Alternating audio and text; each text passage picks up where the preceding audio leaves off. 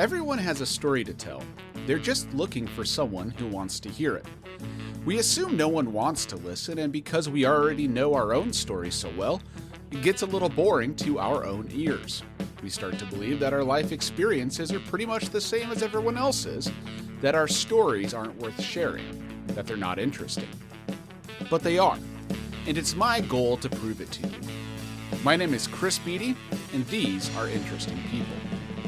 Today's guest is the guy who designed my book, was in a band with me, and sold me this podcast gear. Author and artist, Ben Lueders. Trust that you know what you're doing. I don't. I bought this stuff from you, and it took us 2 hours to do it, and we didn't make it any farther. And that was the story of the worst podcast purchase I've ever made. Is this on? Are you recording right now? I am. I mean, This may not make it to. I got this magic audacity feature where for the next 7 hours you can individually cut certain things and change it and delete it. And it takes a really long time and it doesn't turn out very well, but it's awesome. Oh man, I want to make sure I'm not like way over here like Bob. Well, just like, should we put you in a rocking chair? Because that's how he did it. Oh, dude, that does sound good. Yeah, he loved it. When was a time you felt like a loser? I felt like a loser when I sold my friend Chris a bunch of expensive podcast equipment, came over to be on his podcast, but I couldn't figure out how to set it up. So I wasn't on his podcast. I did actually feel like a loser. You were a loser. I actually was a loser. But I got a lot of matted fur cut out of my dog for that. Well, hey, anytime, bro.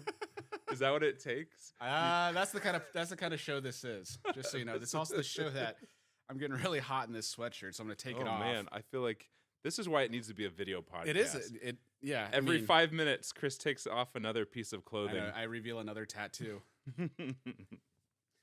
Is that the only tattoo you like? That? No, I got many. Do you actually? Yeah. You want me? Are we gonna do a naked pod? Is this gonna be like the strip poker version of podcasts? The thing about you, Chris, is like I think I know you really well, but I don't know you well enough to know sometimes when you're joking and when you're not. I never tell a lie. I might. That's true. Yeah, that's I'm usually true. very odd. I usually just try to frame things that makes you wonder if I'm telling the truth. I think you I'm say almost things always that I hope you're lying. Yeah, they're almost but you're not. Always true. Yes, I have additional tattoos. Oh man, would you like to see them? Yeah, Here's one. Oh sure. Here's this one. You should recognize this one. Oh, that's beautiful. Yeah. That's the asterisk that I designed on the cover of your book. No, I already told you that one's below the belt. No, this is the tattoo from my my wedding reception that you were at. That apparently you didn't pay very good attention to. Not enough to get it tattooed. I have the arbitrary Greek tattoo that says, "Hey, this isn't Greek, and I don't know what it means, but it's not Chinese, so it's trendier." And then I have on my back, that one's harder to do. Yeah. I can come over there and undress you a little bit. It's gonna be hard to get on this mic here. This is like that one's got cocaine leaves on it. Oh my goodness! Yeah. That's the seal of where my kids were born, and literally the outskirt of it. This is another. Is he telling the truth? It's cocaine leaves. Is it actually? Yeah, coca leaves, not cocaine. Oh, it's because of Coca-Cola. They're Coca-Cola big fans so of Coca-Cola and Tuluá. Tuluá, yeah, Tuluá. Do they make you get that when you adopt someone? It's part of the process. It's paperwork. Like, yeah, that's why it takes so long. Stand in line for your tattoo. yeah. Everyone's got to get tattooed. We adopted 3 kids, so all of them have the matching tattoo. And that's why it takes make sure forever. You're a bad parent by getting a tattoo right away. Literally, I waited to get this tattoo until after the kids were adopted because I had this. We were watching it. My kids were adopted from Colombia, so we had watched a lot of Narcos before we went. Which is all about... Is that required viewing? Yeah, that's another part of the process. That's also why it takes so long, because there's a lot of seasons to get through. And I literally thought through my head, because like they have gang tattoos, and I've always heard like people, maybe not always, I've heard that people like will get gang tattoos, and they'll be like, you don't have a gang tattoo. Then they'll get like, I don't know what kind of show this is. They get their ass kicked. I don't know what my level of, if I'm going to do the E or not on this podcast. We didn't swear with Bob. I think I might. But I've heard these stories. They like get their ass kicked for having like fake gang tattoos by real gang members. I don't know if that's an urban legend, but like, so my first thought was I'm going to get this tattoo of where my kids are from and find out that that's some Colombian drug cartel logo and like, and just get beat up. Either that or it's going to save your life. Probably. They're going to be coming at you and you flash your tattoo. Yeah. and they're gonna be like, "Oh, he's one of Yeah, us." you yeah, know? El Gringo. It's like the thing that saves you. It's Yes. like, yeah, that'd be really good. I just knew that I was going to be in a pool with my kids that I couldn't speak to, and they're either going to offer me cocaine or I don't know. man. I've seen a lot of Narcos, and they never repeat a murder twice, so I don't know what they would come up with. Oh man, So this is what podcasting is like, huh? I guess so. It This- kind of feels like just talking. So far, it's been very visual. I do think this. I think if you're gonna keep going in this way, where you're taking off layers of clothes, you're showing tattoos, giving people questionable drinks, Yeah. this is something people need to Well, see. so far, the only hookup I had with podcast equipment is you, and you've proven yourself to not be a very good source. I told you to get the right cables. You got them. You made it work. Yeah, I hope these didn't set you back too far, did Yeah, they? those Amazon Basics $7 a cable really did the trick after 2 hours of troubleshooting. All right, Ben Lueders, what makes you interesting? Oh man, what makes me? That's the first question. No, the first question was, when did you feel like a loser? And you already did that. That's true. And then the second question was, do you want to see all my tattoos? That's true. We're like halfway through the show. We're 5 minutes in. This is a 7-minute podcast. We're at the end where you reveal why I'm not. Why I'm interesting. The trick to editing this is you do everything in like reverse chronological order. Oh man, what makes me interesting? I mean, I think I'm like moderately interesting. I think I have like, when I talk to other people, like I do feel like I have a pretty interesting job, and like my origin story is somewhat unique. So I don't know. I think I'm somewhat interesting. Do you think I'm interesting, Chris? I feel it's a weird thing to be asked, like, what makes me interesting. It feels like I have to like defend myself or do like the Midwestern thing where I'm like, no, I'm not interested. Yeah, where you're so modest that you had to say I'm a very bland personality. Yeah, exactly. There's because I think you're very bland, so I just don't want to get into a conversation with you about your boring life. Oh man. Well, no, I think you're interesting, but I also think that like I think that everyone's interesting. They just don't necessarily know. Oh, so I'm not special? Is that what you're saying? I'm saying I'm trying to decide whether or not you are, and we're going to see how this goes. I will say this. Yes, I do think you're interesting, but I also wanted to start, other than the fact that you're the only person I knew that had podcasting equipment I could buy. Other than that, didn't know how to set them up. I did want to, that part I was not aware of when I made this choice. I did want to start with you because you were the person that I always feel like I never get to say everything I want to say in a conversation. Oh, so like what I mean by that is like there's certain people where like I'll like really like I think I'll try to think 3 questions ahead because they're so uninteresting, and I'd be like, oh man, I'm stuck with this person for another 45 minutes. Okay, what are the 3 conversation starters that I kind of think might get them to do something? With you, it's the opposite. Like I come up with, as you're talking, I think of 3 different like routes we can go on that conversation.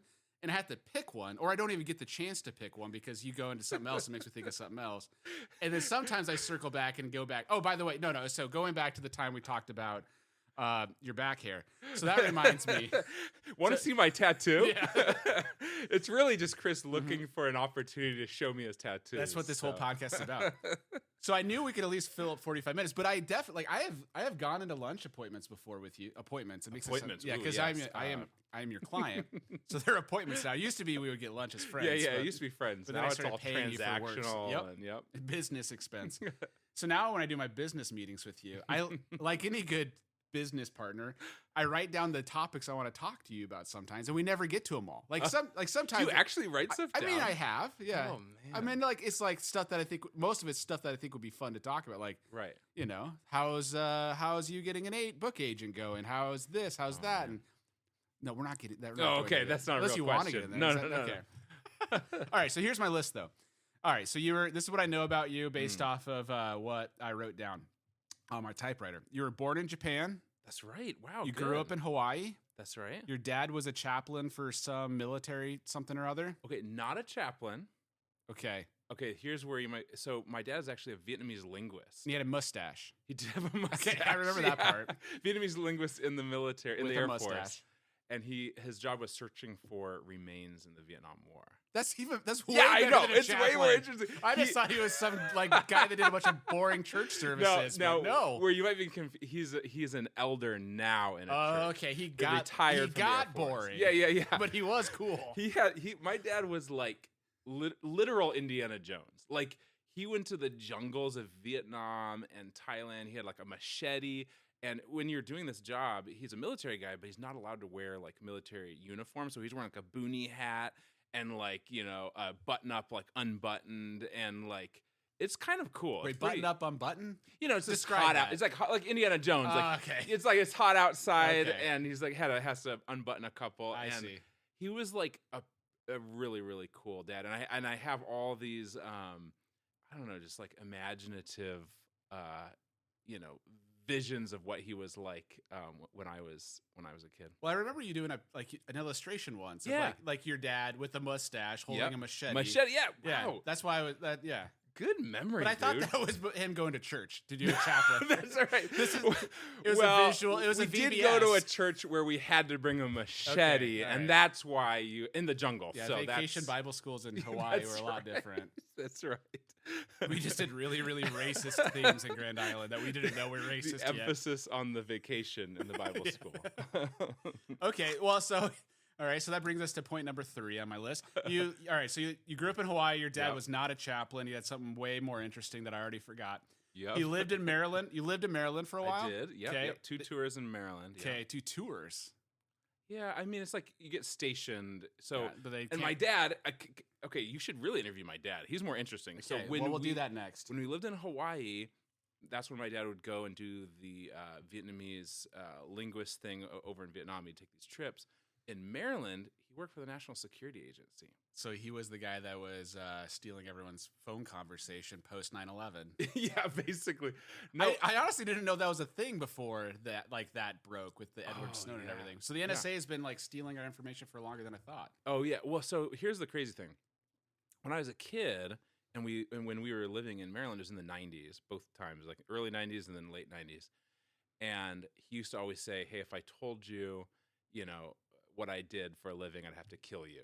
He loved saying that, like whether that was He true. sounds like a just great loves- dad. Yeah. But it just filled you with like wonder, Dread and terror. And, yeah, it's like, wow, would he? And if he accidentally did, would he just kill us? I don't know. So he slipped, kinda had cool. a hard day at work and said, "Man, I get tired of spying on Fidel today." He's like, "Ah, shit, No. Ben's here." Well, the funny thing is, all that stuff though that he was doing is all declassified. Now. Mhm. Now he was still sticking to this line of, "Oh, I can't tell you, can't tell you." Then one day, like a few years ago, I got him to tell me, and I even recorded it because again, he can talk about it, and it's the craziest thing. Yeah. Again, this is why he should be on the Yeah, podcast. does he even not want me. to talk about it? Like, or Well- is he like, is it just something that's so uninteresting to him? No, it's. I think he's quite fascinated by the whole thing. But basically, think of this: when we left Vietnam, the Vietnam War, We, as in, the Americans, Okay, me Americans, and you. when we lost, when we went, when you and I lost didn't the know we Vietnam went there. War, Okay. we left all of this equipment over there, just like we did with Afghanistan a few years back. We, whenever we leave somewhere, You know way more about wars than I do. Okay. yeah, I'll really take- into war. All right. That's why I'm interested. But basically, we left all of this like communication equipment and all of our stuff there. We just left. But part of it is kind of a strategic thing because we know how to like access all that stuff. So, So- basically, we've been spying after the reverse war. spying. We were actually spying on the Vietnamese using their own equipment. Ah, And my dad was part of that. He was translating stuff that they're saying because this is before ChatGPT. were they or saying, whatever "Hey, could- what is this thing? How does it work?" Yeah, that's literally. They got nothing. Yeah, it they got sounds like nothing. it. But And yeah. now they definitely know because they're definitely. I'm really big in Vietnam, so now they're all listening to this podcast. And I know. think I can share this, but if not, my dad might kill me once this goes live. Okay, good. So- Good, because I'm running out of questions for you already. So yeah, we don't, that makes I it. will not be a repeat Yeah, guest. That's not for at sure. all. Okay, well, we're off to a good start. You, all right, so you went back to Hawaii. Yep. So this is where I get sketchy because this is a story you told me and I didn't really understand all the nuances of it. But I was You're writing this all down. Yeah, well, I can't write it down. I was trying to be a good friend and listen to you, but I mean a good business partner. You fell in love with a girl, Yes. and she moved away, right? Yes. And you thought she was the one, like, Yes, and it wasn't yes. just like high school, like you legitimately thought you were gonna marry her, like it was I was 12 and she was 9, and I have a song called 12 and 9 that by my you- favorite band. you might remember this in our we'll band. get to there. Yeah, we'll get there. Okay, that's a few- spoiler. few down. Yeah, so we were kids together. We grew up. We were both like homeschool Christian families. We went to the same church. We had all this stuff in common, and it was just like, yeah, young love kind of a thing. but it just never really went away. Like it just kind of, and then get to a point where I don't even really know her, but it's just built up in my head. You know what I mean? Like you just feel like you have to marry this person. Yes. I'm a very loyal person, and it just like, it felt like I had to kind of. It felt like I was already married to her. It was fate, inevitable. Yeah. Well, yeah. We never even like held hands or anything, but I just feel like I have to. Yeah, This is the one. Yeah. And she moves away. And then what's the question? Well, then what happens? Then what happens? Well, literally, no. So my next part was found her after you moved back to the continental U.S. Asked her parents for a blessing to court or date, maybe marry one day, and your dad shot you down, or parents. her dad shot me down. So like what happened is like, I was. Their family retired to Virginia, and I ended up in Nebraska, finished up some school, and here I am, literally like 20 years old, finishing up community. When was college. the last time you saw her, or been in communication with her? Like, was it a long distance thing at that point, or just? Oh yeah, so they had been in Virginia for a while, and I had been in Nebraska and stuff, and so. But you're still in contact. Still in contact. Okay. I was driving out there and seeing her and her family. I flew out there, at least once, and anyways, I up to this point we've been together, quote unquote, for like since I was 12. And we're not an official relationship because we don't really believe in that. We kiss dating goodbye. Okay. Chris. As I did as well. And this isn't even technically a sanctioned like courtship, but it's just like this thing that Meg and I joke about it. You're saving yourself for marriage that may never happen because you can't tell somebody you like them. Yeah. So, I mean, it's like pluses and minuses. I mean, the plus, I guess, is that like because it was so unofficial and restricted, like we don't really have any regrets, I guess. Like we never did anything, but we also didn't really get to know each other. Yeah. So when her dad finally said, "Hey, don't bother coming out here again," because I was planning one last trip to like, see if we could make this work. And he was like, the thing he said was, save the gas. And I actually received it pretty well. At that point, I had kind of gotten to the point where I'm like, I don't know if this is the right way. I didn't really know her. I kind of felt like we had been so isolated from one another, and we'd grown into different people. You know, it turns out she like, I think she liked horses more than she liked people, and she was living out in the country, and she ended up marrying this country doctor, widower guy that was like her dad's age, and really, like really into horses. They have horses, I think, and like it's a whole different lifestyle. And I was this like graphic designer in the big city of Omaha, and so it never would have worked. Absolutely. Us city folk just don't understand them bumpkins, us Nebraskans. Yeah, but I mean, like on the more spiritual side of it all. Now you'll probably laugh at this, but I listened to a Mark Driscoll sermon when I was driving back from. At the time, that was a good thing to do, but now we know better.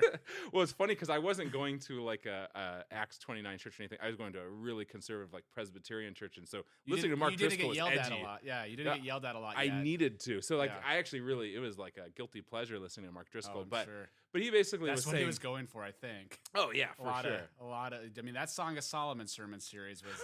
I listened to all of that. I learned a lot. Didn't we all? Us kids that kiss dating goodbye. Now we have a pastor writing a book about anal sex. Yeah, there you go. So, anyways, when I was like driving back from her family's property in Virginia for the last time, but ended up being the last time, I turned on this sermon, and he was just talking about like basically not making an idol out of things and being able to like. It's not an idol in your life if you can go either way. No matter what the decision is, you're happy to like go either way. And so that I did start like really thinking about that and praying about that and being like, I need to like, it's at a point right now where like if this falls apart, I'm devastated. And I was like, this is ridiculous. Like I don't even know this person. And so I had to kind of let go of her. And so when that call came, I was able to like, I didn't even shed a tear. It was just like, all right, this is confirmation. Move on, and at that same time, the woman I'm currently married to, I already knew her and was getting to know her family. So it was kind of like a lot of people looked like a really quick, like, kind of what do you call that? A rebound relationship. But really, like, I had known her for many years as like a friend and was a part of her church and a lot of stuff like that. And so it looked like a quick rebound, but really, like, it wasn't. But I But mean, it kinda sounds was. like Meg, your wife, Yeah, my wife. and this horse gal. Sounds like you're Yeah. basically like at the same. You knew that as much about both of them, like the same about both of them. Yeah, I yeah, mean, basically. I feel like it wasn't that different the way you Well, describe it, at least. Think about this, like in this like kind of like ultra kind of conservative, more restrictive, whatever, purity culture, buzzword Yes, tell kind me. of culture. I love purity culture. That's the name of this podcast. You seem like the type. I love You got purity. all this cherub face energy. Yeah. And It worked for me. Mr. Crud. I like know Josh Harris now, and I know he's rejected it all, but it's like, dude, it worked for me. Thanks for the book. Can you get him on the pat? So we need to get Josh Harris and your That's why dad. you brought me here to Yep. you gave me a couple drinks. So and part you're like- 3, you've met Josh Harris and you're willing to introduce him to me. Yeah, that'd probably be a more interesting podcast. But no, so basically, like You're only guest 1. when you're not, and I even think about this now, like with my own kids as they get to that age, like trying to just stay friends and Mhm. not rush into try to hold back on the romantic part as much as possible. I know it's hard you can't control all that, Mhm. but like just so you can honestly get to know them, because all the romantic stuff makes everything so complicated too. You stop thinking so like rationally. And so the benefit that I had was for over 2 years, 2 or 3 years, I knew Megan as just like a girl that went to church, and she was like hanging out in groups, and she was a friend. I was not interested in her that way at all, because to be honest, I thought one of my best friends was going to probably marry her, because he was kind of crazy about her. And so And then came Ben. and then then he found someone else, and things fell apart with this other girl, and it all just kind of worked out. But I had all that time to just kind of see her as a person, Yeah. And so then when the romance could happen, it happened. Did you feel like you were allowed to have romance though, or like even just be interested in someone? I mean, I definitely felt like I could be interested, because it was like a very like public, unofficial relationship. It was weird. Exclusive in a sense. It was like everyone Yeah. knew about it. It was like so understood. Like Yeah. everyone knew we were an item, but it was unofficial. So that's the tricky part. Like I don't know what to really do with that. Everyone was so afraid to like put a label on it, because they felt like, well, if you put a label on it, then when it's official, you're getting married. It's like there was no real like, we didn't know what to do in that culture. We didn't know what to do with a relationship that wasn't basically engagement or marriage, Yeah. And so he felt kind of betrothed, I guess, kind of like the old Jewish betrothal kind of feeling, I Yeah. guess, Yeah. where it's kind of like, someday I'm going to marry so But and until that time, enjoy your blue balls. Yeah, exactly. So that's basically where I was. Okay. All right. Next part. Yeah. No, I mean, I feel like we could do a whole podcast episode on this, because like I can't help but like put your experience on top of mine and like compare and contrast, because like in some sense I can totally identify with everything, but like I was afraid to even talk to a girl. So like that whole idea of like being understood that you knew somebody that was like exclusive, even though if it wasn't a label, like even that to me was like that was, it wasn't even so like it wasn't allowed. I was just terrified of it. Like I was terrified of like what my parents would think. I was terrified of what God would think. I was terrified of even just like screwing it up. And I think it was just like this, I had no resilience for rejection at all. Like, so like I don't know, like it was definitely an amalgamation of all those like influences, but I think there was just something that like, I remember thinking like, if I were to ask a girl out and have her say no, I don't think I could come back from it. Like I had such a fear of that. We had no category for asking girls out. So that's the thing. That's true. It was just like, but I know what you mean though. I mean, I'm trying to think back. Like I did have like, a lot of friends that were girls. I had a lot of, I think because there was no one was dating. No one was even really courting or anything. My older brother courted the first courtship I ever heard of, courted my best friend's big sister, and they were married. Like really, I mean, they're both 19. They were both married. Wow. And they're still married. They got 6 kids. They live in the Seattle area. And but like, yeah, like because there was no real official thing unless you're ready to get married. There's like, we would say things like, don't shop until you're ready to buy. Don't stir up love before it pleases. Like I think that's from Song of Solomon. And like that was kind of the It's been a mindset. while since I've listened to that sermon series. We're not, and Mark Driscoll's he's been canceled a few times since A few then. times. He's still going strong. Don't tell his church that. No, yeah, which one? But anyway, can you even find that old stuff? Does it exist somewhere? I'm sure somebody has it somewhere. Some creepy guy's got that in his basement. Probably down here somewhere. Oh, I've got it all. Yeah, You got it all. I bet I have it on an iPod still. Yeah, no kidding.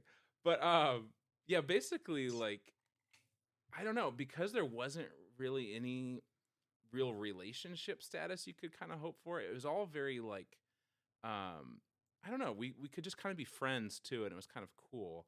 Except for, I mean, I don't know, for me and that other girl, like we just kind of thought, without expressing it to one another, that like someday we'd be married. I don't know.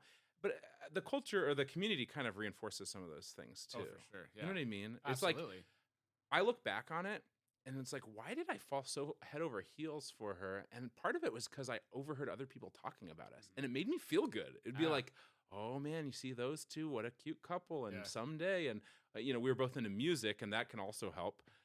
She wrote songs, I wrote songs, and that just like, it kind of just fit this storybook image, you know, in my head. And so I don't know, like I said, purity culture worked great for me. That's the name of my book. Our next guest, when I just talk to myself and read my own book out loud. Actually, just listen to my audiobook and you can hear my take on that, or my response. Next question. Okay, next question. That was you know, that's it. We're 25 minutes in. We've covered the Vietnam War. We're We've covered doing this podcast. All right, so I put at some point got married to someone else. So you skipped ahead a little bit. Meg, who is now the mother of a lot of kids. Too many to count. Yeah, we've got 5 kiddos. Rounding up to 10. That's right. And we have been married for 16 years as of last week. So, yeah, it's going great. It's awesome. That is great. That is great to hear. And I don't believe you. You worked at it. You mentioned this a little bit. Like, so you're a designer. That's right. Graphic designer, branding designer. So you started doing that. You went to, was it Metro Community College? Did the program there, or was it? How did this all come about? Yeah. So that good question, Chris. Thank you. I've been told I'm good at this. You are good at this. Wow. I feel so seen and heard by you. So I'm not listening, but I can see you. I was homeschooled all the way through. Well, all the way until I started going to college early. So, like, that's kind of the thing with homeschoolers, the really smart ones, or the ones whose parents run out of, like, patience and things for them to do at home. When they're about 15 or 16, they'll, like, get early enrollment into a community college or take the GED. I actually took the GED when I was 16 and started going to take various classes at various community colleges in Hawaii. So there was one called Windward Community College on the windward side of Oahu. The main one was Leeward Community College on the leeward side of the island. They are so good at naming. It's kind of lame.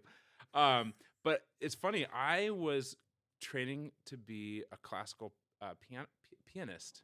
I need to pronounce that better. What is a classical pianist? Pianist. I think I said that right. And I was convinced that music was where it was at. And so I started just taking electives of like ear training, of theory, music theory, some classical guitar, lots of just music related classes. And I just accidentally fell into the world of graphic design. My dad's a military guy. Everyone I knew was basically a military guy or worked on like garage doors. There was like no category. Like I was creative. I always liked to draw, but like I didn't know there's so many garages in Hawaii. Yeah, more than you might think. I didn't have one, but some rich people have them, I guess. But like I had no category. I didn't even think about how like everything that you see, I'm like looking down and seeing all of these. If only we had a video. Yeah, if only we had a video. All of these like coasters in front of me, and you know, cool like bottle designs you have up on your beautiful bar here. Like I never even thought that like someone had to design all this stuff. Someone had to draw all this stuff. And I stumbled into it. Like literally, this gal at my church asked me, she said, "Hey, do you know anybody in the University of Hawaii school system that has an artistic eye. That's what she said. It's- And I was like, well, that's a it's very like a weird specific question. It's a weird way of asking that. An artistic eye. I know somebody has an astigmatism. Yeah, exactly. So this is like actually my best friend's sister who married my brother.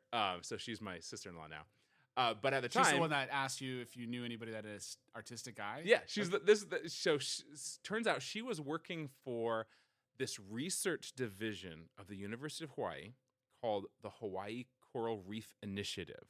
Okay, not made up, but Okay. basically they helped raise money for scientists studying the coral reef, and they needed someone to help them with like publications about like coral reef health. How do we make this not boring? Yeah, exactly. And so she's like, do you know anybody in the University of Hawaii system who has an artistic eye? That's how she said it. And I'm like, oh, I'll let you know if someone comes to mind. And then it was like literally 3 days later, I go, wait a second.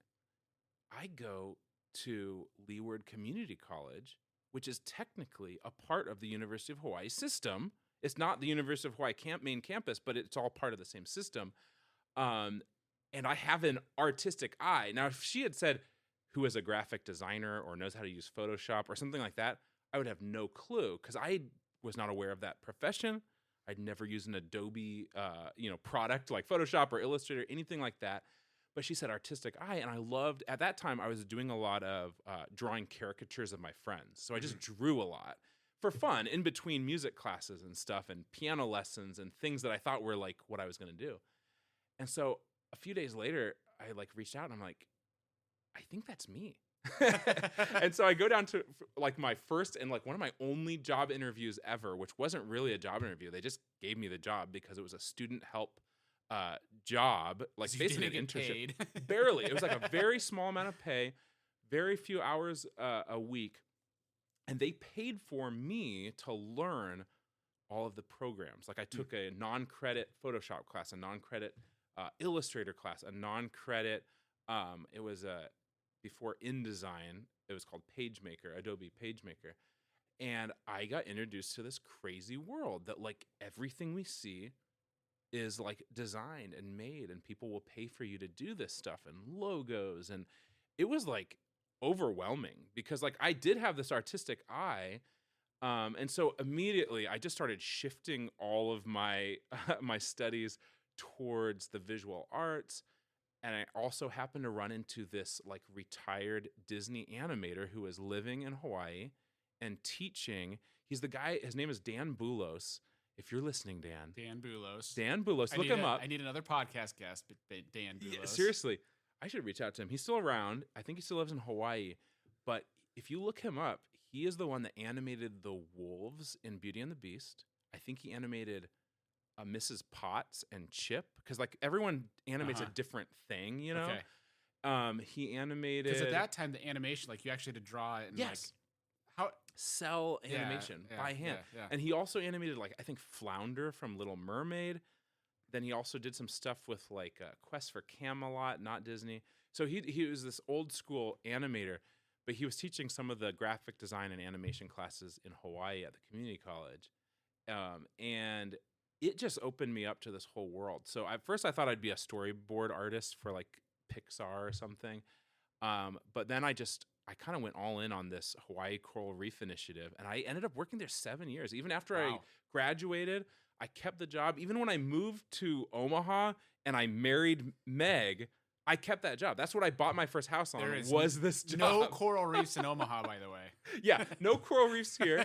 But like I was literally when I was first married, living here, I was working full time for the Hawaii Coral Reef Initiative, and I was doing remote work from my basement way before it was cool. In like 2010, 2011, working for this organization in Hawaii, drawing pictures of fish all day and doing like publication design and layout. It was insane. So what would they do with your fish? Okay, so the big thing that we did a few things, but the big thing that we did was we created this really cool interactive public school science curriculum for Hawaii public schools called Reef Pulse Hawaii, where it was like it ended up being like 1,000-page curriculum with full color illustrations that I did. So no kids reading that. Yeah, no kids. Yeah, exactly. I don't know if 7 years wasted. I don't know if this was ever used, to be honest with you. It was basically a 7-year project. I kid you not. But the interesting part was it was so tailored to like my skills that like there was also this whole like science song component, and I wrote and recorded like I think 30 science songs. Wow. For kids. It's That's like a part of the Magic curriculum. School Bus. Yeah, it's like that. And I got to explore all these different styles of music. I mean, some of it's better than others. Other parts of it, it's rough around the edges.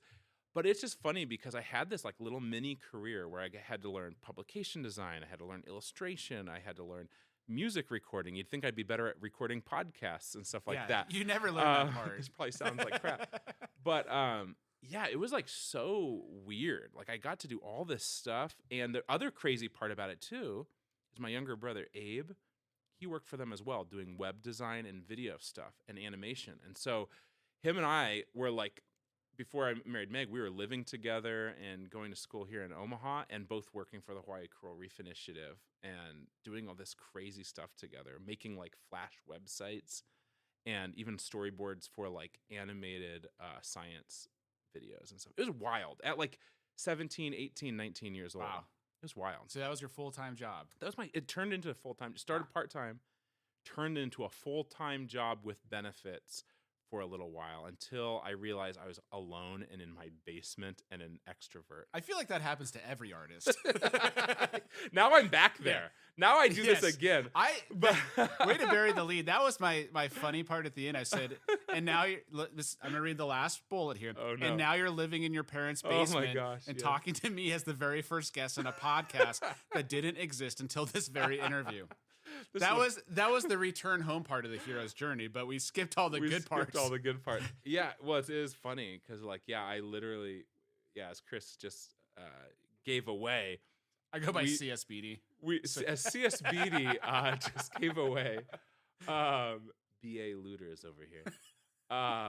Badass. That's what it is. That's Lueders. what it stands for. Okay. We sold our home, our Benson home, and we're looking for a house and living with my parents. So I am living in my parents' basement and running my my design studio out of my parents' basement at the moment.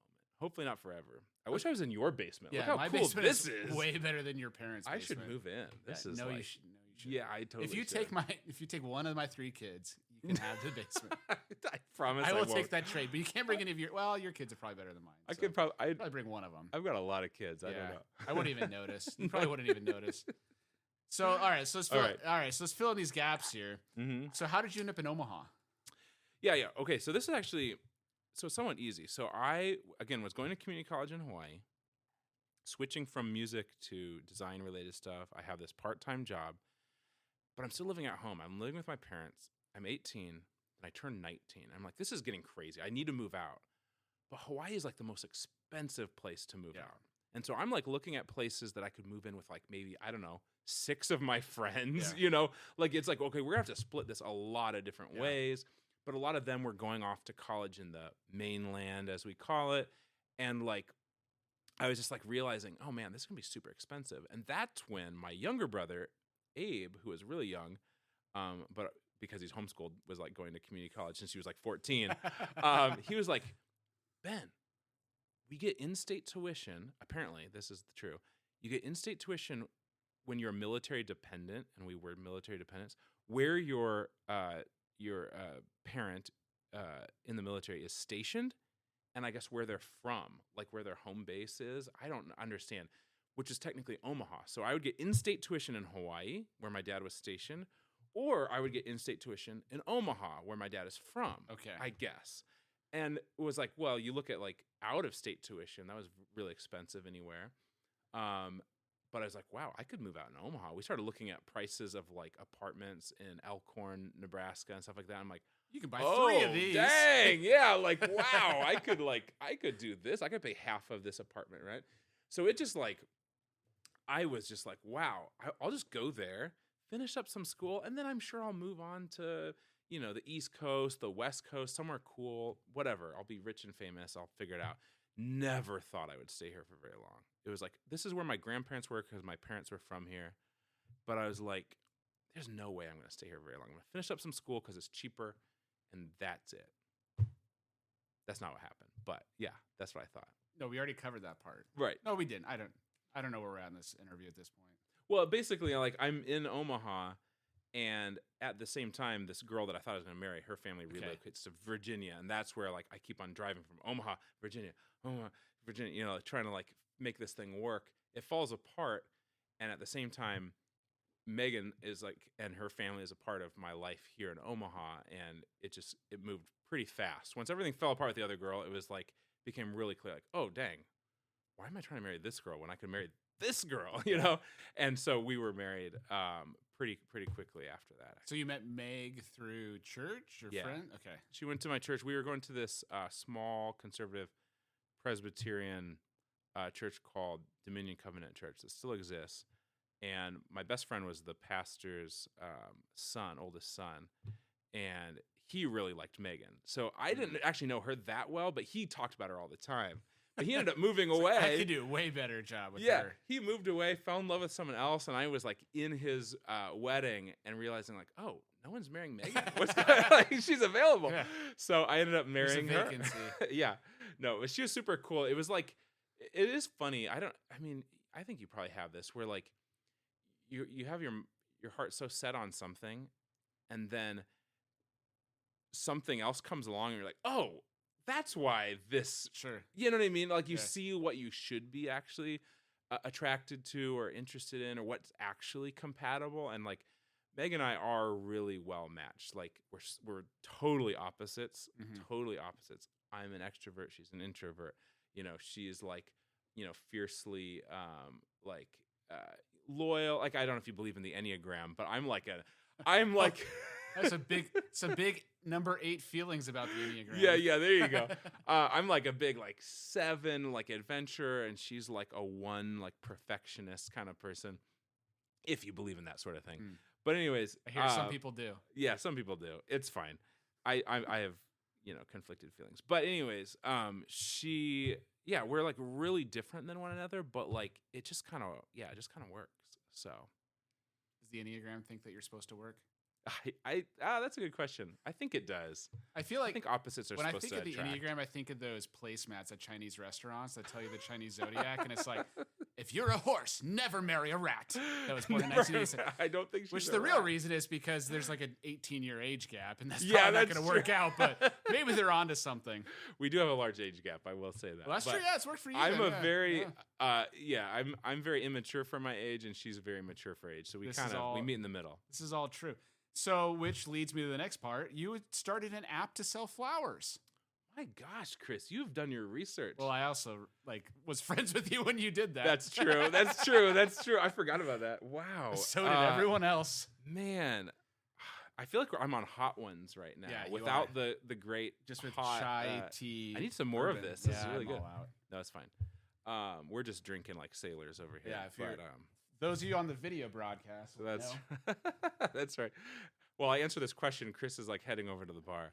But yeah, so a couple friends from church. Oh my gosh, we're getting straight bourbon here on the rocks. Okay. Anyways, a couple friends from church, they had this idea for this flower delivery app that we ended up calling Zinnia.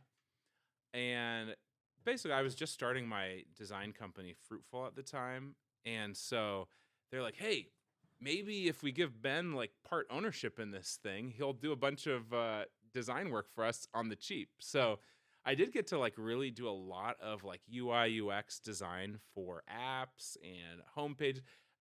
Ultimately, it ended up not really amounting to a whole lot, but we did, we got into like an accelerator or whatever you call that. We raised some money. I remember when that happened because I remember being told to pray for you when you entered that. Well, you probably should have prayed some more. Yeah. I didn't. So. You didn't. It's your fault. Yeah, blame it on me. I did buy flowers from you, though. I thought that might actually help. Well, we did end up selling. We did sell to a florist in town. I think Janusek Florist still has it still exists. Site. Yeah. It's like kind of an old Squarespace site. Could probably use an update. But yeah, it ended up just being a lot smaller. Like the original concept of it, Chris, was like more of like this is gonna sound cliche, more of like the Airbnb for florists, where basically florists would be able to have an account and be able to sell their flowers on this like marketplace, like Airbnb. That was the idea initially. But basically, when we went through that accelerator, they're like, this is... Oh, you pulled it up. Yeah, no, it's still there. Yeah, GoZinnia.com. I bought flowers from it. It still exists. It's got your logo on it. You made this logo, right? Yeah, I made that logo. Yeah, actually, Aaron Pilley and I did that. I think Aaron really did the lettering on that. It seems like your style. GoZinnia.com to send flowers in Omaha. If you're in Omaha. Only if you're in Omaha. And they come in a burlap sack. Yeah, basically the final version of Zinnia, it went far away from the marketplace, and it just became like, hey, if you you can order these set like bouquets from Zinnia, GoZinnia.com, and Januszek florists will make them and drive them out and deliver them. And they're all named after your wives. Yeah, they were like all named after the wives, the Megan, I don't remember the other wives. Is there actually a Meg? I can't even remember. Yeah, I don't remember what the arrangement was, but I remember they're all like, how'd they come up with these? Oh yeah, it's their wives' names. Yeah, it's kind of creepy, isn't it? Yeah, everyone knows our wives. Kept on buying those Megan flowers. The Megan. Gross. Oh man, canceled. Canceled before we didn't even release the first podcast and I've already been canceled. That's so funny. I kind of forgotten that. I learned a lot of stuff during that phase. It was kind of crazy because a couple of his friends, Nathan and Andy, who were kind of doing that, they put a lot on the line. Both of them kind of left their main jobs for a minute and tried it out. And you didn't. You're I just didn't. No. I'm not that dumb. Yeah, they gave me 10% of the company, but because there were some investors when we went through that accelerator, when Januszek Florists did pay us, they paid us to purchase the name and the website and everything, but because we owed all this money to these investors, I think I made $36 or $64. I think that's my exact royalties on my book. So that's right. That's my royalties on my book. But it was under $100 for sure. Was my payout. But I guess it's better than owing something. That's true. Yeah, I bought a lot. I bought a lot of flowers. I still do every once in a while. I'm trying to now. I'm a big fan of the Trader Joe's bouquets. That's what my wife likes. That's what the real Megan likes. Yeah. Is buying Trader Joe's bouquets. Yeah, so I switched to that because it's just easier. But I did buy a lot. I don't know if you knew this or not. Technically, I don't know how technical it was. Our wedding was done by Zinnia. What? Yeah. So I did not remember this. Yeah. So Andy's wife. Which floral arrangement is she? Let me see. I've had too many drinks. You've had a drink. Unless you're counting your Yeti full of wine over there. Yeah. Oh, I don't remember Andy Holtz's wife's name. Why am I totally blanking? I don't know. She's a great woman. I'm sure she still is. You have to delete this out. Yeah. I'm sure she still is. But she was our Katie. Katie. Yeah, Katie Holtz. Katie Yeah. Holtz. So Katie. Katie. Sorry, Katie, when you listen to this. Sorry, Katie. I was thinking about my wife so much. Yeah. I know you're a big fan of this podcast, so you're probably very upset. So Katie was our wedding coordinator. Oh, yeah. So she was working for the church. That was her little gig. She would coordinate weddings. So we got married. And she did all the coordinating. It's so important. You got to have a coordinator. I didn't really have a coordinator. It can really help. I really didn't understand what her job was until I realized all the things that we didn't know what we were doing. And then we're like, oh, okay, this is great. And what we were telling her, we're like, this is its own podcast episode. So we thought we had a hookup through Paige's dad with the flowers. And so it was just her dad's always done a bunch of weird business things that some of them pan out and some of them don't. And the ones that do pan out, you're not allowed to know about because he has to hide them on his tax forms. If I told you about him, I'd have to kill you, he said. Minus the mustache and the church elder. They have a lot of similarities. The Vietnam piece might fit. But so we're just complaining to her about how we thought we had a good hookup with a wholesale flower dealer, and we went to this wholesale flower and we gave the name of the account. They said, oh, that's not been active for a long time. We're like, well, thanks future father-in-law. And then Katie's like, so we're telling Katie the story, And if you're wondering what that background noise is, my wife is now getting into the tub above the ceiling above us. Interesting. It's the running water. So Katie, she goes, well, we probably have a wholesale account. You can just use ours. And we're like, okay, but then what? Yeah, they're like, but then what do we do?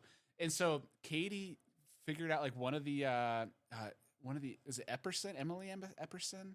Yeah, she's another big fan of the podcast. I got to give her a shout out. Gosh, all these ladies that listen. Yeah, Emma, good memory. Wow, geez, Chris, you were insane. So she was the florist, and so she designed a lot of those bouquets. Yeah, so Katie reached out to her because it was still very like Zinnia was still a thing. Yeah, reached out to her. Gave us a sweet deal on the on everything because they didn't know if they wanted to do weddings or not, and so they basically just gave it to us at cost. Oh my goodness! To promote and say we did this wedding, and so like you probably ran a lot of stuff on your website or somebody did about my wedding, and you were actually even there. You have no recollection of this, so no, I did not remember. Yeah, so it was like like Paige showed me like I think. What did we use? Facebook back then? Like probably. Zinnia Facebook, talked about our wedding and used our wedding as like advertisement of look at this great wedding. And it turned out great. Dig this up. I still have the dead wedding bouquet upstairs. So do you really? Yeah. Well, I mean, doesn't everybody keep their wedding bouquet? I guess I don't. I mean, maybe Meg has it somewhere in storage. Yeah, my goodness, you have such a good marriage. memory. Your marriage isn't as strong as ours. Apparently not. If I had that dead bouquet, I don't. Man. Yeah. Well, and I actually my one contribution to our floral arrangement was I was in a wedding where they used silk flowers. Like I was like a groomsman or something. And I loved it because I didn't have to worry about destroying it. And so I said I want fake flowers for our what do they call them? Oh, the lapel? Corsage. Is that what it is? Yeah. So I said, I want a fake flower because I said, I don't want to worry the whole night about, am I going to kill this, living thing, this delicate thing on me? Like, I just want to be able to like pick up a kid and swing it. And you want something fake just like you. Yes. I want, it was a good metaphor. Matches your, for our marriage. Yeah. It's like everything's been fake up to this point. So why stop now? Yeah. So, okay. So after you started around that time, we've already alluded to this, you started a band. Oh, you found a really amazing diamond in the rough to be your drummer. That's right. You got offered a recording contract and turned it down. That's true. Some of us wanted to take that deal, by the way. Well, okay, so remind me of what that was. Like, it's so funny. Your memory is so much better than mine. When I like was reading that like in your book and stuff, I'm like, this did happen, but like, did I block this out? It meant a lot more way more to you than to me, apparently. But you were still allowed to play on church worship band. Yeah, so I was clinging on to anything I could. This was everything for you. Yeah. But what was that through? Was that through Schaefer? Ben Schaefer. Yeah. Okay. Now that it sound the way if you phrase it like that, it sounds like a bigger deal than it was. Right. But it was legitimate. Somebody offered to pay us to record a CD. Right. Which is by definition a recording contract. It's a recording contract. He did have He literally gave you a piece of paper that we reviewed and said something. Did we review a paper? You might have. Because I remember he made a comment about this is a standard deal for whatever. I don't know if I ever actually saw a paper, but we had. I'm like picturing. Have you seen the Muppet movie? Oh, well, there's like 20. No, of them, the original, the Muppet movie. I don't know. You mean the Muppet Christmas Carol? No, that's also with good. Gonzo as Charles Dickens. I've seen that one. The Muppet movie from like 1970, whatever, the first one. Where they're trying to go to Hollywood and break into movies. And the very end, they come up to Orson Welles. He's like in the studio in Hollywood. He's got a big beard. You're supposed to know who this is. Yeah, he turns around. It's a cameo, and it's like Orson Welles.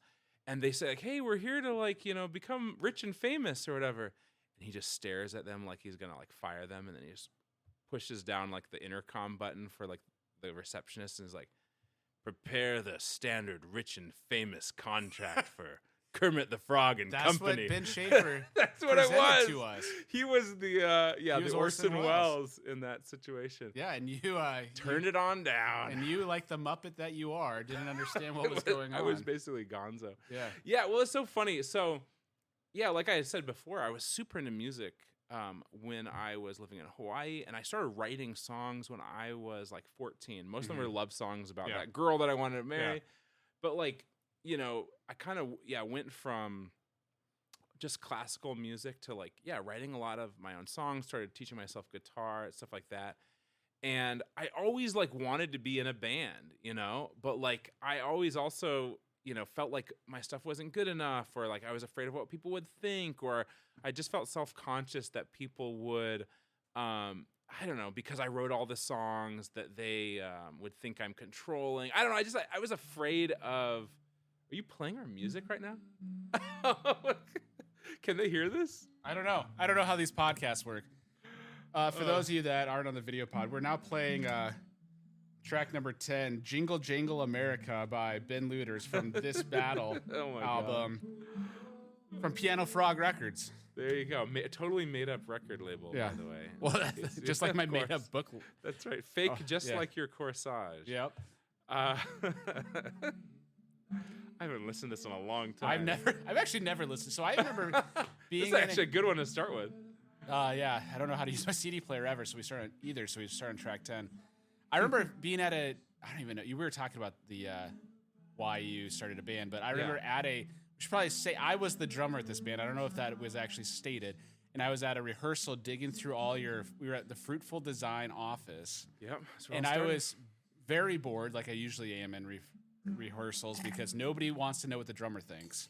No, especially you. Yeah, they're like talking about melodies and harmonies and this and that, and I'm just like, can we start this at a faster tempo? And being told no. So I was going through all your closets, and I think I found a box of these, and I took it. I don't even think I asked permission. That doesn't sound like me. I have a couple boxes of these if you want to give them to all your friends. All my podcasts. So like and subscribe. And send me an email, and we will send you a complimentary album of This Battle by Ben Lueders. That's right. Yeah, it's crazy. I started writing some of these songs I wrote when I was quite young. This album I put together myself, didn't master it or anything. It's kind of poorly recorded, but I recorded it mainly when I was like 19, 20, 21, I think, something like that.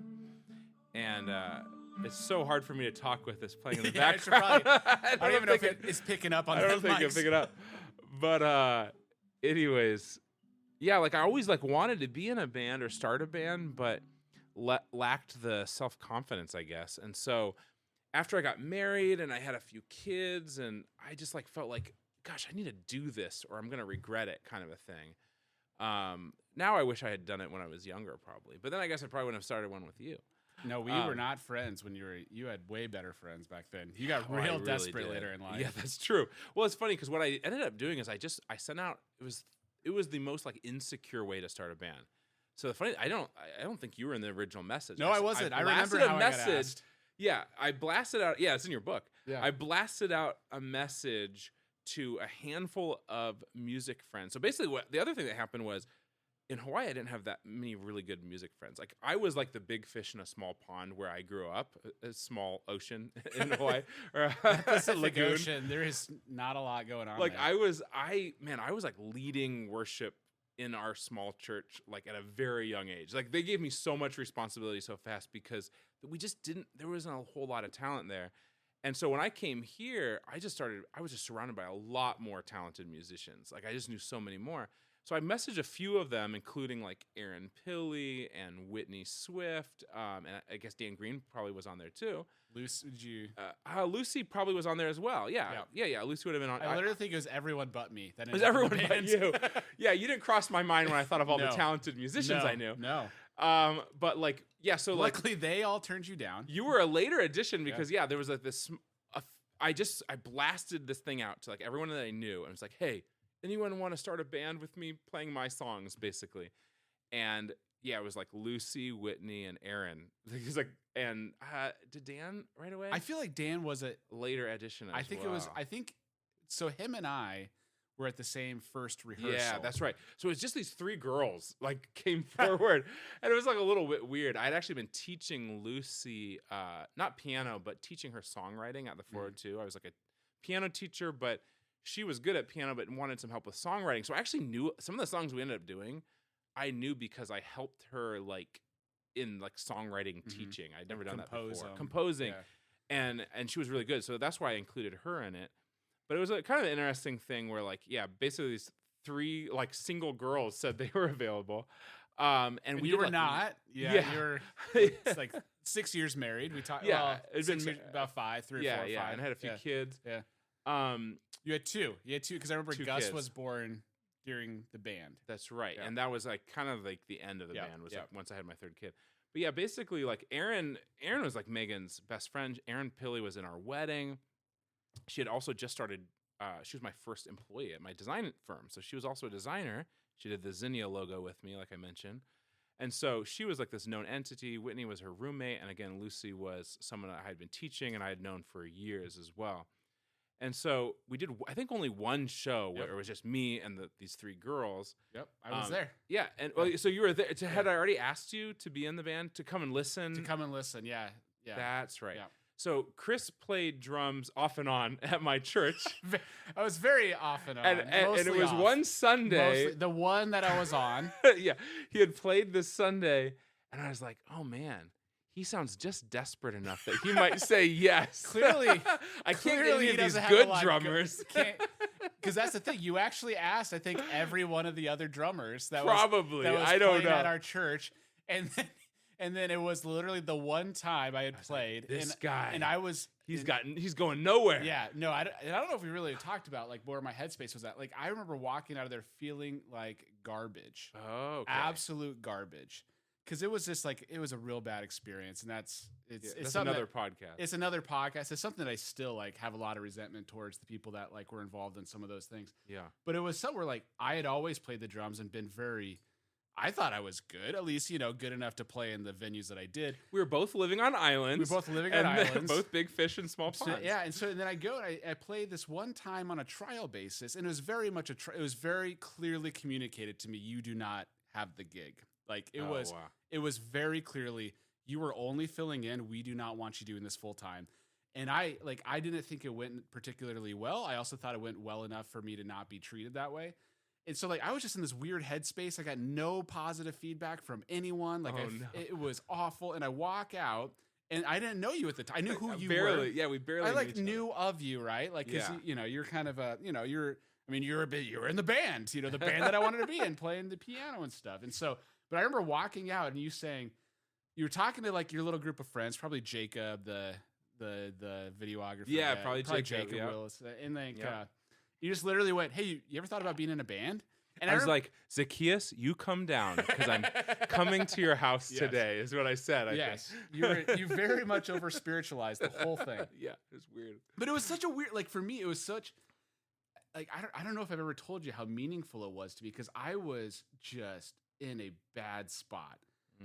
And then you saying that was like really like this one guy who I really respect and like at least musically, I didn't know if I respected you as a person yet.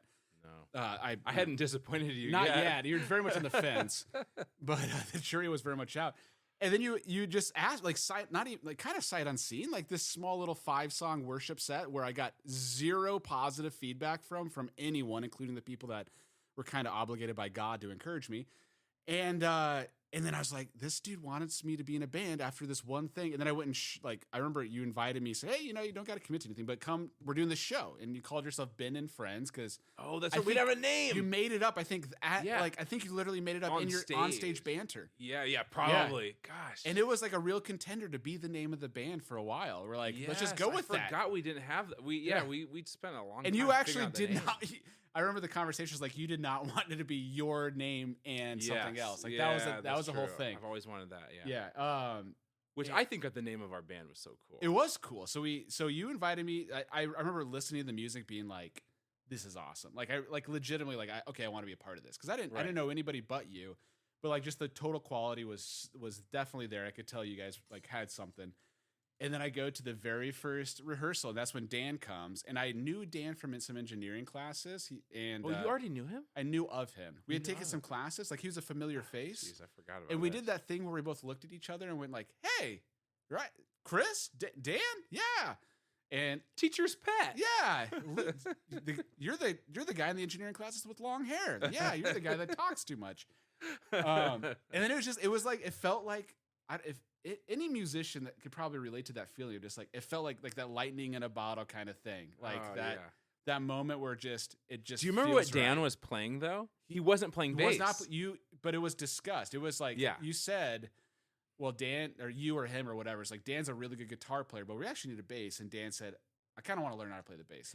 Right, he didn't know how to play. He Yeah. never played. He learned for the Literally, band. I got a bass and learned how to play bass. But I think about it because we actually have recordings from that first practice where he's playing electric guitar. Yeah. That's the only time we ever had electric Yeah. guitar in our band was in that Yeah. practice Yeah. that one time.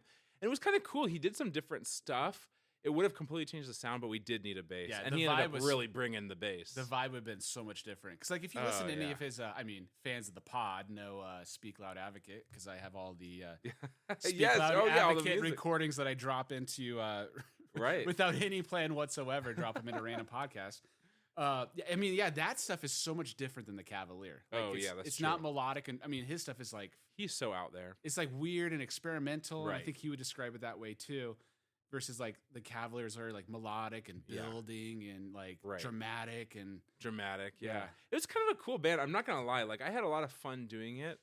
you And don't need like to lie. it was like well, it's fun because in the end, at first I was like, oh, this is gonna all be my music, but it wasn't. Lucy wrote a good handful of the songs and even led some of the songs. There was shared leadership, and even our single was actually Lucy's song. Yeah, it was. Yeah, and yeah. Dan really brought the bass on that. But like, and you brought the drums. It was a lot of fun. And I think we all. I learned so much through that experience, but it was hard. Like it's just crazy. You were the only married person. I was the only married person You're the when only we started. You were the band leader by far. You were the person with all the connections to everything. Right.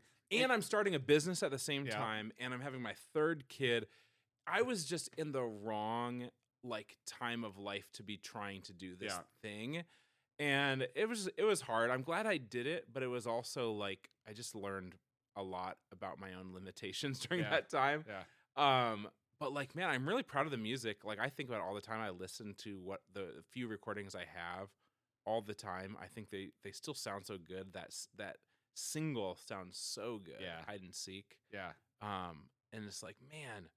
So who knows? Maybe someday. It was a weird thing to be a part of and think like I had been in a lot of bands and known they were bad. Like I feel like that's maybe you've never had. See, that I never had experience. that really. Except I'm in worship bands, and I was in worship bands, especially in Hawaii, that were like, they were really rough. Again, like I was in situations where I was young and the best person on the band, and I wasn't that good. Yeah. Like you know what I mean? It was like there was this one guy. I don't want to call him. He's probably passed away. He was older, playing drums, and it was the first drummer we ever had in our church in Hawaii because we were very conservative and like drums were a little bit of the devil. Yeah. Which still I'm sure are. you're very familiar with. They still the devil. But he, poor guy, I'll never forget it. What's this? The song is it? He is exalted forever. Is that the Oh one? Lord. Yeah. Oh, yeah. But he did a completely different. It was Easter Sunday. Yeah, because that's in And he 6/8. That's a yeah, tricky tempo. He just started doing a 4/4 Yeah. tempo, and we're like, Yeah. oh no, buddy. Oh no, buddy. But it was one of those things where changes everything. he wasn't getting it, Yeah. and like the guitarist Yeah. was trying to Yeah. do the right thing. Oh, it was a train wreck that never righted itself. And it was Easter Sunday morning. It was like I'm back there just like tears in my eyes, like Not from the Holy Spirit. no. This was bad. And so like that was like the worst. I went through some really rough stuff then, but yeah, being in our band, like it was a lot of fun. We had a lot of fun. Yeah. Listening to the banter and some of those recordings, we were having a blast. Well, and it was like it was good music. Like I think that's a weird feeling for me, like being like in all these shitty screamo bands and I like can scream. Do you want me to scream? not this time. we're already over an hour on this. So Oh gosh, yeah. This is gonna be Um, a 3-parter right here. it is, yeah. Okay. So next time on, and we're back. Yeah, it was like there was this moment I like several times like where it's like the cliches, the pinch yourself moment, but just like I remember being very aware like this is actually good. Like this is Yeah. actually good. Like it's something thanks, where man. like Thank you. well I was a part Right of back at I ya. was a part of it too. Yeah. That's true. I'm saying I was also good. Oh, I thought you meant Ben and Friends. Oh yeah, Cavalier. no, was I mean fine, you were fine, and me too. I wasn't like I Hey, guess, we have to say where the name came from though. So okay, the Cavalier. the Cavalier. Okay, you say it. Well, I mean, so we started all the practices in my office in downtown Benson, Nebraska, which is this old historic area and this old historic building. And at the time, my office, the Fruitful Design office, and the 402 Arts Collective, they were kind of rehabbing this old building, and in the building was this old barbershop called the Cavalier, which, in fact, I don't even know if you know this, but my grandpa used to get his haircut there. So my grandpa, Osby, my mom's dad, used to tell me stories about going to get his haircut at the Cavalier when he was younger. And so, but it had this cool, like, painted sign of the Cavalier. It was a giant mural on the side of this brick wall. On the side of the brick wall. And so as we were like exploring different cool indie hipster sounding names, this somehow made it on that list. It was literally something where I remember we had a long list, and then we're all like, and the Cavalier wasn't on it. No. And it was like we had the what's the name of the band meeting. And there's this long list, and you had like this, note on your phone if that technology existed. Back then. You're using some hipster app. That was Evernote or something. Yeah, for something that I didn't know how to use. And we're like going on, we're all just kind of like, no, that's not really right. And it was literally, I don't know, probably you, but somebody just went, what about the Cavalier? And we went, yes. Yeah, like it was like this weird moment where we was like, that is the name. And then we had a movie. And we had to keep on. Then we had to fight. Everyone wanted to call us the Cavaliers, which we weren't. Oh yeah, the Cleveland. We were only Cavaliers. one. There's only one of us. That's true. We were a collective of the Cavalier. The Cavalier. Yeah. Or just Cavalier. We're the Cavalier, which was actually misleading because I'm pretty sure the mural just said Cavalier. Yeah, but it just said Cavalier, but people called it the Cavalier. Yeah. And that was at a time when everything I branded, I put a the, because there's also the 402 Arts Collective, which I've actually rebranded them as just 402 Arts Collective. So I was putting the before. I can't believe I wasn't the Fruitful Design. Yeah. Well, I should have been. You would have done a lot. You probably wouldn't be in your mom's basement. I probably would. I'd be in your basement. Yeah. Doing a podcast to 0 listeners. Yeah. Well, yes, the recording contract. I remember you, so Benjamin Schaefer. Does he go by Benjamin? Yeah, sometimes we distinguish our names that way. Okay, Yeah. so the Benjamin, that sounds businessy, not you. Yeah. Ben Schaefer, owner of the 402 Arts Collective, because it wasn't rebanded. Yeah. Like he made this, he offered to pay for us to record an album, the full album, and we thought about it.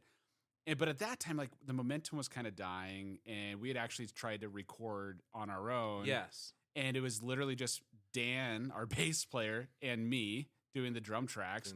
We recorded all the drums. Does that still exist? Dan lost the files. So, we recorded a few more of them. I don't know why we think you're the loser in the band. It's really Dan for doing that. I didn't know we thought that about me.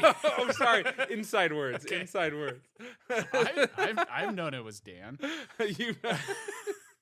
So he loses the files, and it's like very classic. Dan was like, I don't know what happened. I don't know what happened. I'm like, we spent a lot of time, and it was a we thing. Yeah. It was a him and me. So it wasn't just me. It was both of us. He probably, and I know he spent time trying to tweak it and stuff. Because I had scratch tracks that you guys were playing with. Yeah. Right? Yeah. And I mean, we had some stuff, but we did the entire album on drums, and it was a full 10-song album. And then we're like, maybe we'll just do an EP. I'm like, I already did the whole thing, guys. And then he lost a bunch, so we re-recorded them, and then he's lost them again. I've asked him, and he still doesn't know where they are. And then, but that makes me sad. I've always hoped that they still exist. Maybe I'm sure they still do. Just Dan doesn't know where they are doesn't mean they don't exist. Yeah, that's true. So around that time, Ben Schaefer offers to pay to to clarify, he owned the studio we were working at, so it would have just been using the equipment we were already using and just having more of an incentive to actually do it. And he paid for our single. Right? Did he? Yeah, he paid for our single. Man, Chris, your memory is so freaking good. Yeah, dude. Well, that was the highlight of my life. And then come to the next part of the story. And then we get offered this recording contract that was a real recording contract, but not by a label, by this guy that owned this nonprofit. And you definitely did not want to take it. I did, but we made a decision, and it wasn't just you either. I think we were pretty split. Yeah, I think it was half. It was very much half and half, and I think I definitely understood why we did, and we already kind of explained just phase of life. We were in a totally different phase of life than the rest of us, but it was a weird thing because it was definitely a moment where we were part of something that was really cool, right? And then it was just all right, well, it was cool, but there's something else that we're going to be doing now. Not even the grass is green or something else is better is going to come along. Just this cool thing's not going to happen. It's not going to happen.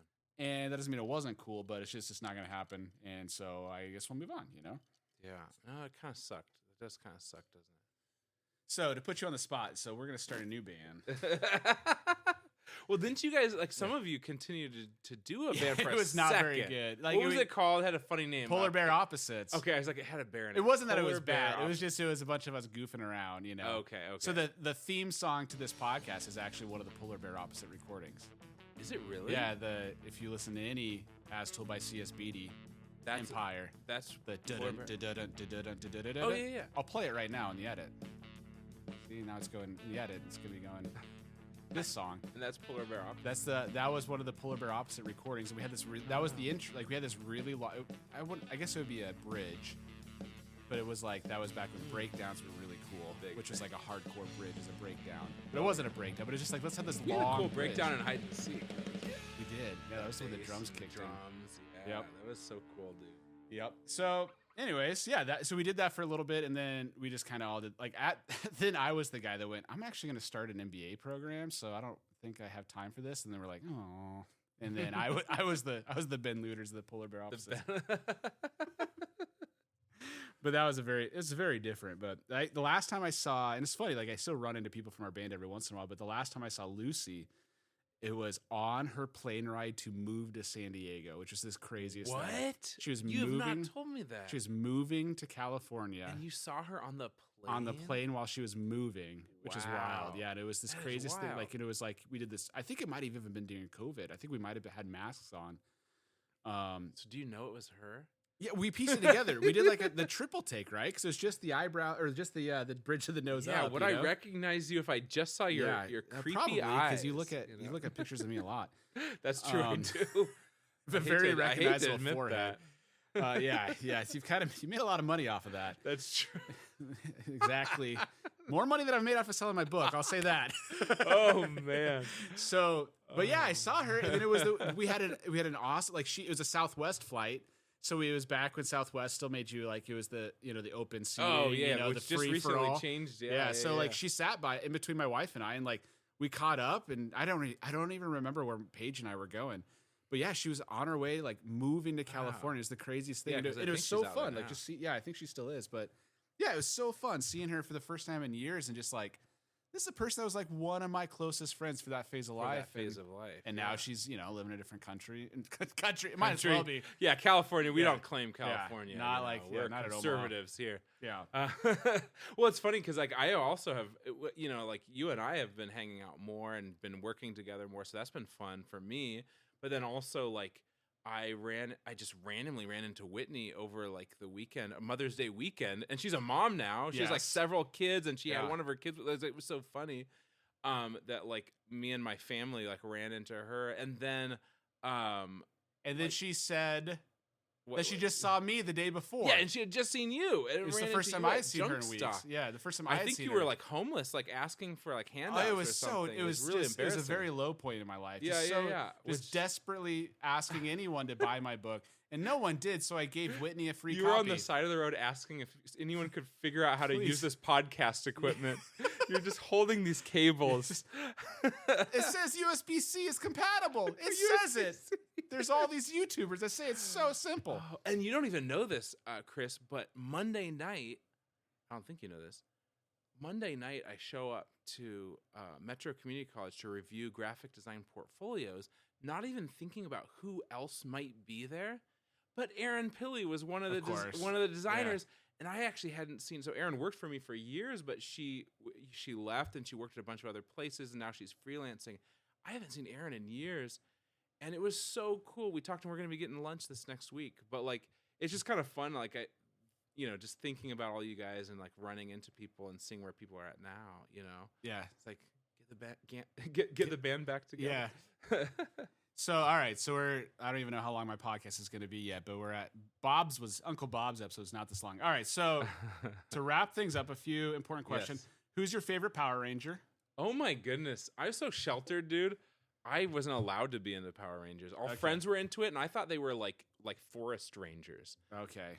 Yeah, I didn't even know. That explains the purity culture. I would have liked whatever the T-Rex guy. Was that red? I think aren't they all tier? I don't know. Jason, is there a guy named Jason? I think if there is, we'll go with it. Okay. Okay. So all right. So we should probably say something about your book. Ben is the author of Escape from Tarikiak. I got a Oh my copy right gosh, here. he just pulled it out. Yeah, I was. He also has a shrine. He has a Claire- shrine to my book right behind me. You're too. not supposed to say, "Oh my gosh, you just pulled it out" without, on a podcast. So yeah, I do have the one of the original prints of Look at that. Escape from Tarikiak in my basement. All right, so I'm gonna read a little bit of this. Are you actually? Yeah, if I can find the right I page. should hire you to do the audiobook version of my book. Yeah, I don't. Do Mine all has the not been working. voices. All right, so this is from Acknowledgements. This book would simply not exist without the wild, unbridled imaginations of my 3 eldest sons. A special thanks to my lovely wife, Meg, to my mom and dad, thanks to my good friends that helped me along the way, which includes Raj Lula, James Eldridge, Ricky Eldridge, Jonathan Boulder. I don't even know how to say his last name because I don't even know who that is. Nicholas Fredrickson, Jonah Gaffner, and Ty Franklin. I know Ty. Naya, Charlotte, Wyatt, Colburn, Faye, Amory, John, Ryan, and Calvin. These aren't even real names. Your editor, who I know you've never met, because you've told me that. And to the creator, Jesus Christ. Are you missing anyone from that list? I would thank you now. You'll Okay. probably be in the acknowledgements of the second book. Okay, but, good. You weren't as involved in my life at Just that time. because I wasn't asked. I'll just say. But I will say, kidding aside, thanks for agreeing to put my kids in the next book. They are super excited about it. Oh, I may And have I to understand do you have a that big now. announcement about book 2. I am working on book 2. And it's coming out. You're going to say that right now on this podcast. It's ready to go. Wow. Dude, I want to. I do really good with like firm deadlines. And when I don't have one, it's so much harder for me to deliver. And so like there's a part of me that's like, dude, Ben, just say that it's coming out like the first of the year or something like that. Like I could do it. Like I'm almost done with the first draft. A little bit of editing. I got to do the illustrations, but like I actually really do like it. I think it's going to be a better, more interesting book than the first one. And yeah, more interesting. It does some interesting stuff. I'm excited about it, but like with all the stuff going on with my business right now and living in my parents' basement, it's just been like it's been on the back burner. So I need to focus on it. Okay, again. well, we're going to turn that heat up. I should hire you to finish it, man. You're like I'm trying to you are so like prolific. When you come to like, dude, you're able to crank stuff out. I cannot Well, keep up with the output that you do. Yeah, clearly, because you've never liked anything. No, I don't. I mean, I can't even keep up with. I can't even pretend to like all the stuff. I that know, you do. and you don't. You don't even try. Neither does anyone else. Uncle Bob's a big fan because he's done about 3/4 of the content. I don't even know. Yeah, so I actually made the mistake. I'm writing a book with my aunt, and I made the mistake of reading some of it a little bit ago, and I went, this is really boring. So now I'm actually like very depressed about it. Are you really? I mean, not overall. Dude. Like the project is like I know the content's good. You know, like I know the Yeah. content's really good. But I had this moment where I'm reading some of it thinking like it's just not there yet. And I think Sure. like I don't know if you ever felt that way as like writing stuff. sure. It's like it's not there. I think it will be there. I don't know how it's gonna get there. Yeah. And it's just like this crushing feeling of, oh boy, like I thought I would nail it on the first draft. It would be perfect, and I could just make $1 million. And If only. and I guess that's not how it works. See, that's funny. Like, I mean, gosh, yeah. Chris Beaty wrote a book called Loser. C.S. Beaty. C.S. Beaty. Oh, I'm so sorry. I keep on getting so casual. Clive with you. Staples Beaty. Clive Staples Beaty wrote a book called Loser. But like, it's so funny. You're such a freaking good writer, and all the stuff that I do read, which has only been like 2 things you've ever posted. You're really a really good writer. But like, yeah, I've had that feeling before where like either I've had it both ways. I've had it ways where I'm like, oh man, this is gonna be awesome, and then I go back to it. I'm like, what was I smoking? Like, Yeah. what is? Oh, we've got a long way to go, or no one can ever know about this. And then I had the other way where I'm like, gosh, this thing. I was feeling this way about book 2 because I'd gotten out of it for a while. I'm like, is this even make sense? Yeah. What the crap? No one's gonna care. It's also, and then I started from the beginning and started rereading it. I'm like, okay, this is actually pretty good. Yeah, I'm getting back into it. I'm Yeah. like, it's not there yet. There's some things that need to be cleaned up. Particularly like I'm dealing with like multiple timelines and following more characters in the next Yeah. book. And so I was like, while I was writing it, I was confusing myself. That is And that's really not bad. easy at all. Yeah. No. yeah. And so I'm like, okay, I gotta untangle some of this, but I think I recently fixed that, moved some stuff around so that it just makes more sense, because you don't want to confuse, you don't want to confuse your audience. But anyways, it was like a little better than I remember. Is that the trick? That's the trick. Okay. You don't want to confuse them. All right. Thank you. Now this is going to be a writing podcast because I didn't know that part. Well, your stuff, I mean, you're an interesting writer. I mean, I mainly just read your book, but like, it's like, obviously it's like you're telling true stories and it's autobiographical, obviously. But, you have this like ability, Chris, of like the balance of obviously the humor and the heart, like you're able to tell these things, and there's things that you deal with in the book too that are really powerful and poignant, and you deal with serious stuff, but then you also have this, like, I don't know, it's just such a cool balance that you have. Whereas, like, I don't know, writing a fiction book, I'd be interested to see you try to write like a fiction. I don't know if I could. Well, I have written some fiction. You would know if you actually read your newsletters. Yeah, so. I need to read. It is a different part of the brain, and that's part of what I'm struggling about writing. The next episode, you should just have me on and force me to read all the stuff that you're always. Yeah. Man, you're so prolific, dude. You post so much stuff. I wish I had that much in me. Yeah, well, I wish I did too. But it is different. Like I'm writing, the book that I'm writing now is very different because it's like I'm writing about my aunt, and I'm trying to balance between getting in her head and getting in my head. And that was like one of the things I was like reading. And right now that like I made the mistake of reading something that wasn't, like you said, like it was out of sequence. It's just right in the middle of it. So like I wasn't even following the own story. I just like read a chapter that's in the middle of it. And I just kind of got like very discouraged because like I just read like a list of facts because that's what it was. Like I was taking all this information. You can embellish that later, absolutely, right? And that's the thing. AI can do that. I know, and it's like all I need to do is put it in Chat GPT and it'll be fixed. But it's just when stuff's not perfect the first time, it's just very frustrating. So, anyways, I've gotten over that a little bit, and thanks for making the last part of the podcast about me.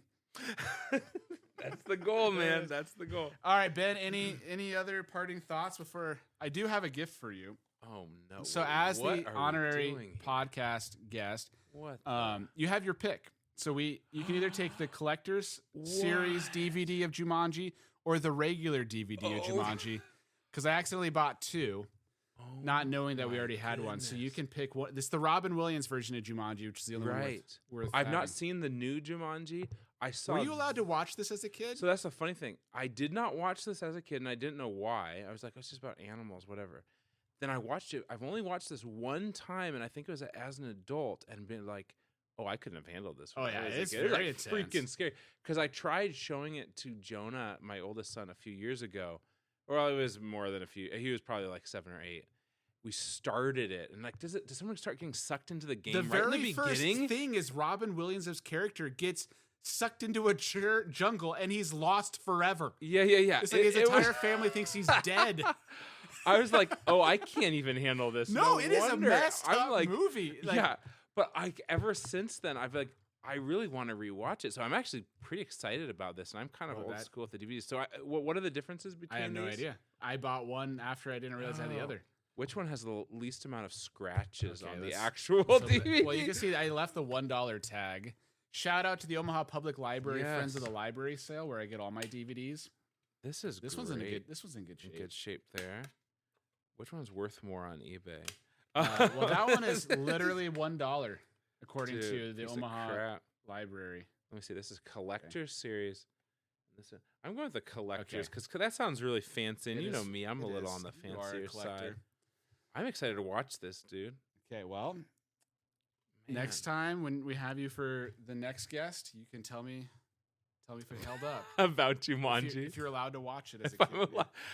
Now that I'm living in my parents' basement, I may have to ask them before I can play this. You probably should ask for permission. Honestly, it might be like I'm looking at literally your Tarikiak cover and the Jumanji like the same cover. Thing, and also the Jumanji cover is clearly a ripoff of the Jurassic Park cover. It's like Google that. We don't have a video podcast. Google the Jumanji cover and then the Jurassic Park gate. It is definitely it's inspired. I mean, it's supposed to be like the board with like a rhino running through it, but it's definitely. Can I see this one here? So like the It's funny the thing same about thing, isn't it, mine right? is like Yours. this one has Jumanji and Jumanji twice on Oh, it. totally. Again, how is this not a video podcast? Because it's like the collector's edition. It's the collectors, so they have the error because those are mixed. It definitely is a Jumanji there. Jumanji. That's the name of this podcast.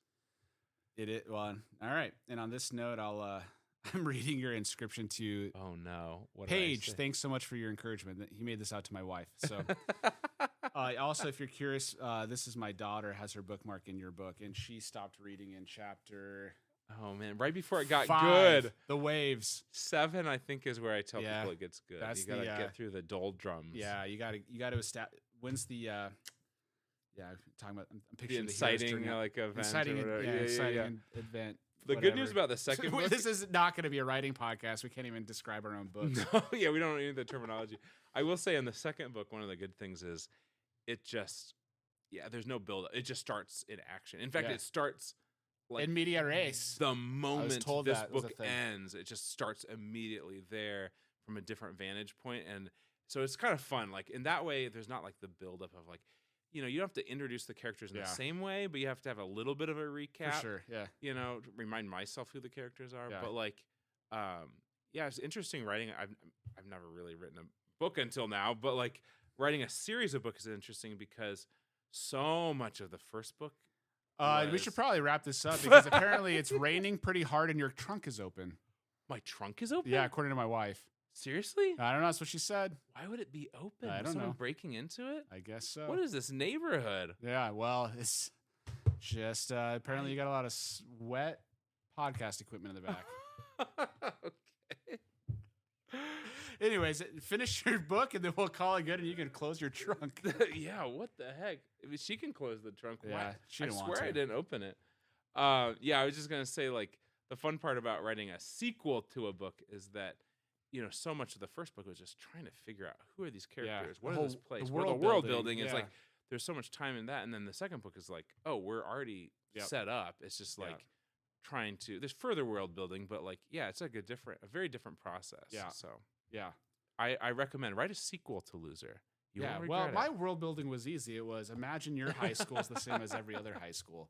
There you go. That was kind of what I was going for. I did have a lot of Grand Island anecdotes, but that's also like any small town, I think. That's true. Yeah. That's true. Yep. And on that note, buy my book. Maybe, That's what Ben's. it's I about. don't know. That's what it's about. All right, Benjamin, thank you. We better go figure out what's going on with your trunk. Yeah, no kidding. Thanks, Chris. Interesting People is produced by Chris Beaty in his basement. A very special thanks to Ben Lueders for being my first guest and my good friend. You should definitely buy 1,000 copies of his book, Escape from Turkiak, because it's fantastic.